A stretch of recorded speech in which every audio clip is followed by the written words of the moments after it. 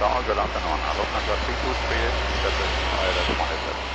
Hello, 323, Jury Hotel. Good afternoon. Continuous approach for runway 18 left. 323. Превышка РС-209, день добрый, направо. Jury Hotel, добрый день. Экипажу продолжайте руление поправо на предварительной полосе 18 слева. РС-209 был уже поправо на предварительные 18 слева. Hello friends, this is Ramses from FlightFactor.iro, and today I'm going to show you our new plane, the Boeing 757, which is going to come out very soon now.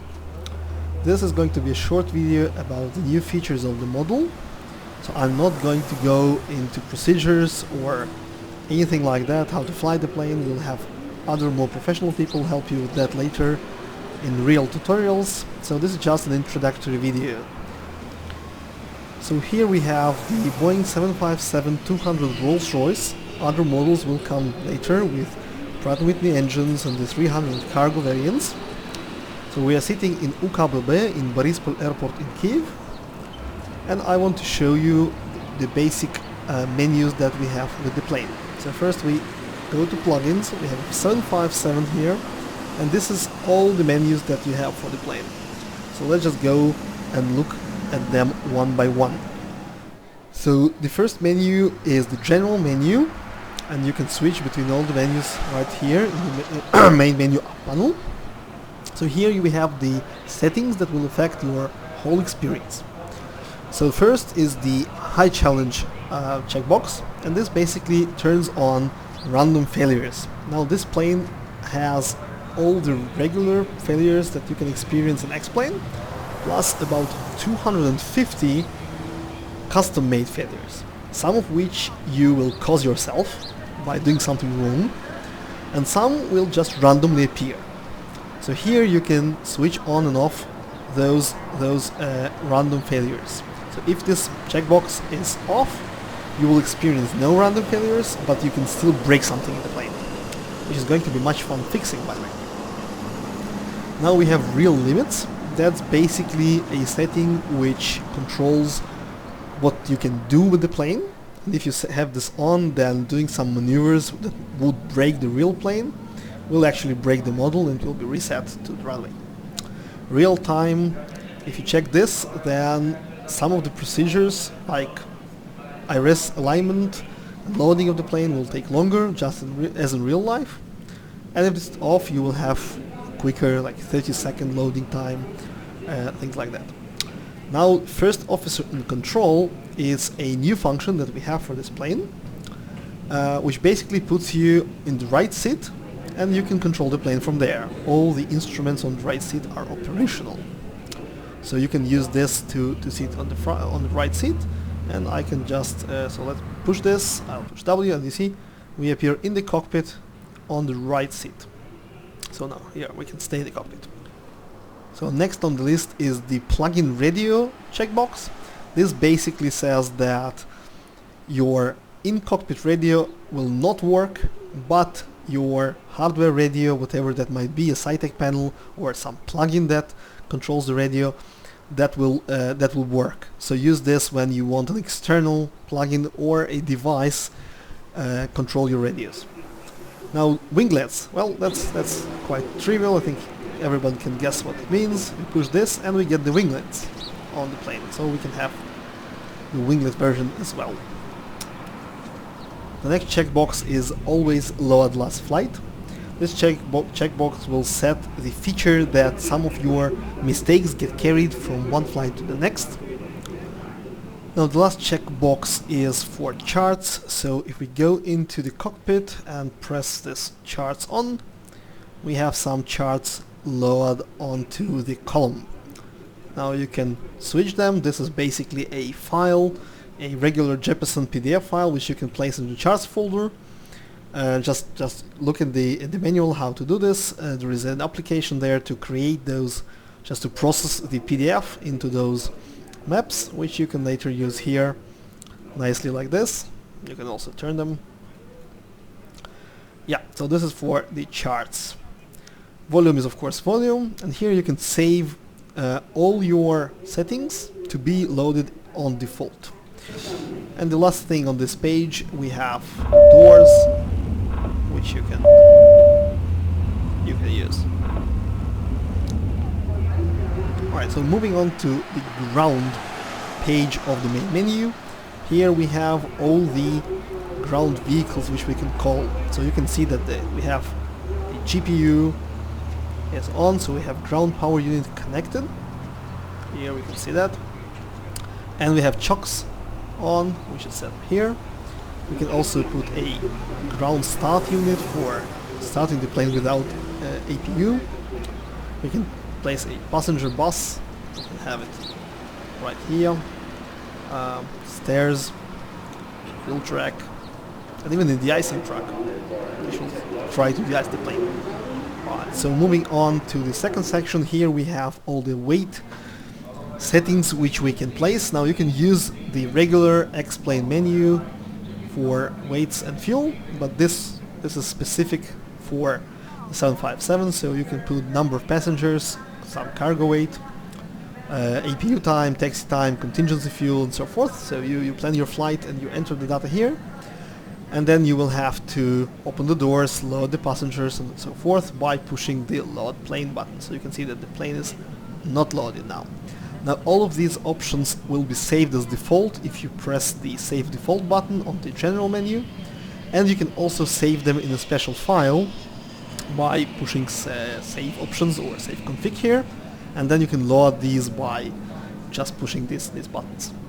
Also what we have here is the pushback, pull forward buttons, which will obviously call the pushback track, and you will control the track by pushing your throttle and pedals. And you can drive basically the plane to any position you want. Now the last button here is very interesting. So this is the maintenance button. What we have introduced into the 757 models is failures which do not fade by resetting the plane. So basically in these models you can do something wrong consequently in a few flights and then get a failure for this. For example, the plane has two starters. You are supposed to use the left and right starter in turns to turn on your engines. Now if you don't do this, then one of the starters might get faulty, and that fault will not be reset by reloading the plane, so you will have to perform maintenance. And there are other things which you can see in the manual that stay from flight to flight. So if you have a fuel leak or you have a faulty hydraulic system and things like that, they will stay from one flight to the next, and then you will have to perform maintenance, otherwise you will start a flight with a failure. This brings us to the failures screen. So here on this page you will be able to see all the custom failures which have occurred, either randomly or by your fault. At the moment you can see that we have nothing here. They will appear and the menu will let you know what is wrong. Now when we have gone through the main menu, I would like to show you the other menu which we have here, which is a very cool and new feature, which is called the checklist. Basically it's a standard electronic checklist like you get in modern aircraft. Actually the real 57 doesn't have this, that's why it's not part of the plane, but rather just a separate menu. And what it does, it just helps you, it has all the checklists, the operational checklists, which the pilot or the first officer have to use when they fly the plane. An additional feature which we have installed in the checklist is the procedural checklist. This is basically a list of things that you have to do to perform certain procedures.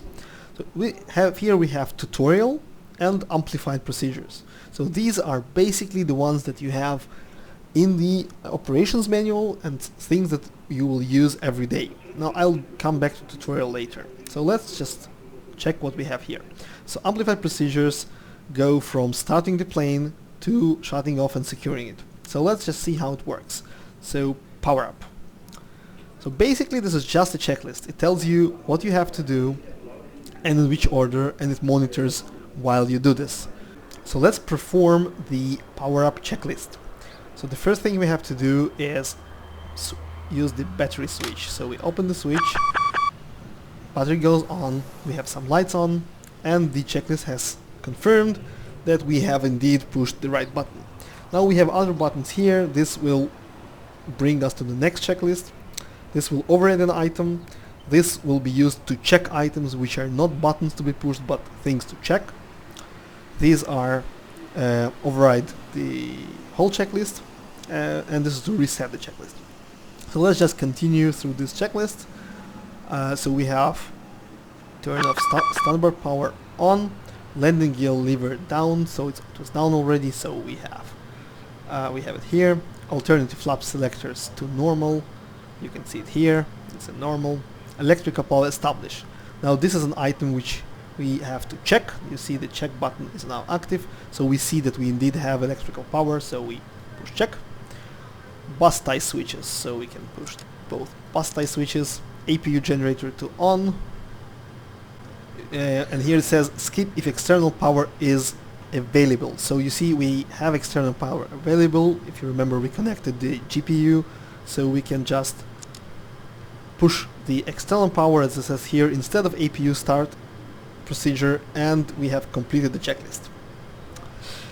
Now we can go to the next checklist and so forth, and that will help us to start the plane, fly the plane, land the plane, secure it, shut down, and everything else that a real pilot has to do. So you can use this instead of sitting with the paper manual and reading the procedures. Now let's assume that you are a little bit lazy and you don't want to perform all those procedures to start up the plane. So of course you have the choice of starting up with engines running, but that's really not that interesting. So we have included an interesting feature here which will help you. It is only operational for the procedural checklists, so the ones that you actually have to do. So let's just push this power up procedure, but now let's not actually use the procedures. I would suggest we push the button auto and basically let the checklist perform the procedures for us. Okay, I've disconnected the GPU, so we'll use the APU this time, and I'll just push auto. As you can see, the checklist has used the first 4 items. It switched the battery, the standard power, landing gear and alternative flaps to correct settings, and now the checklist is basically waiting. Why? Because we have a check item, something that we have to check and tell the computer that has indeed everything is correct, so we can push check because the power has been established, and we can see that the checklist continued to the end, turned on the APU generator, and actually is turning on the APU now. So now you can hear the APU running, and we see the APU running here. So we can wait a little bit and we'll have, right now we have all the electrical power here, we have the screens on, and so forth. So you can see that basically most of those checklists can be performed by using the auto button, and all you have to do is sit back, watch, and push the check button when something is required of you. So this means that you can basically start the plane without using X-Plane start with engine running option in about 3 minutes. It will start the engines for you, it will wait for the correct N3 values, perform everything correct. So guys, I think this is it. All I wanted to do is show you the general setup, the menus and the checklist that we have. There are many more new features which you will have to discover for yourself or read about in the manuals or the forums, or just watch other tutorials which our friends the pilots will make. I hope you enjoy the model, and this is Ramses from FlightFactor.io. Cheers!